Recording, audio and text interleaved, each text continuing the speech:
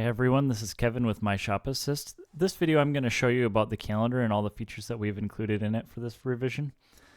To start, the calendar was updated from the last one, although it does use the same base plugin for it. But essentially, here we have in the center section of the calendar, along the right we've expanded out some more of the details of this stuff. But just the first thing we changed was if you hover over a job, in the bottom right here, it will show you what that job is. That's the first thing to note from it. The second, if you want to add a job, all you have to do is click on the calendar somewhere. Before it was a button that you would put for add a job, but in this one, if you just click somewhere, it will add the job. If you click and drag, it'll add the job over several days. You can always move the job around quite easily just by clicking and dragging. You can move it around. You can also stretch it out if it's going to take more than a day. There are also different ways of viewing the calendar, such as this is a month view. You can get down into the week or the day. So if we look at today, we've got the job on here, and we can change it to be scheduled by the hour rather than by the day. And if we go back to the month view, it will now change the color, and it will include the time as well. So that's different ways of viewing this. You can also take these jobs and you can take them and drag them into this unscheduled jobs area. This is great for things such as like a car that I came in for some engine work. Maybe on day one you take the engine out and disassemble it, but then you send the block or the cylinder head to the machine shop and you don't need it on your calendar right now. So you can drag it in your unscheduled job, and then when you get the car or when you get the machine work done and you get the block back, you can drag it onto the schedule and put it back on the calendar. So you can do these both ways, on and off the calendar. Additionally, we added some filters on this thing. So if you want to filter by technician, you can clear it and include only one person. In this case, it's myself. Also, you can filter it by zone. And in this case, the shop only has one zone set up.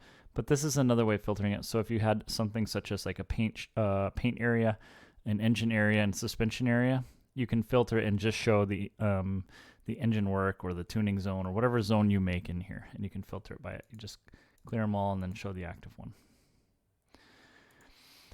This jobs per day is going to indicate how many jobs are displayed. It is simply a display function. And when you have a lot of jobs on the schedule for one day, we compress them down, and then there will be a plus 1, 2, 3, 4, depending on how many jobs you have.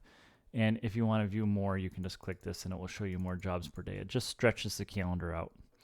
If you want to change that permanently, we do have a shop setting for it right here, jobs per day. If you change it, it will just permanently change it moving forward.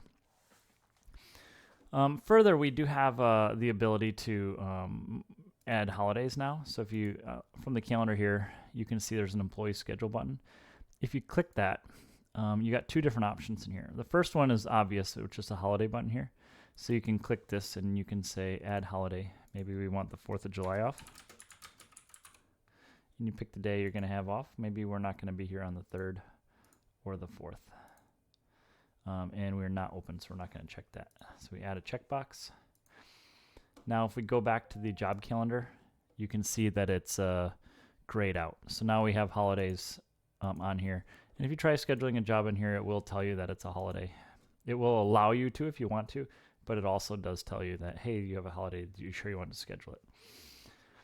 And the other thing on the employee schedule is days off. So in this case, if you are not going to be working all that week, you could highlight it, pick the employee, and then you can select if you're working or not working. So unpaid time off, maybe we're off from like 9 a.m. to 8 p.m. And you would do that for each day. What happens is you get a zone or a vacation tag on the days that you're not there, and then it will also warn people if they're trying to schedule a job for you on those days that you're not going to be available. Again, we do allow you to do it, but I mean, if you're scheduling stuff for somebody who's not going to be there, then you got a problem. But you can see here, these are the days that are off. If we go to the job calendar, it will say vacation. And if you hover over it on the right there, it will show you what you got there. Whose vacation day you got. So that's the gist of it. That's basically everything we've got on the calendar. If you do have any questions about how it works, feel free to just message us or call us or use the chat function and message us at tech support. All right, thank you very much.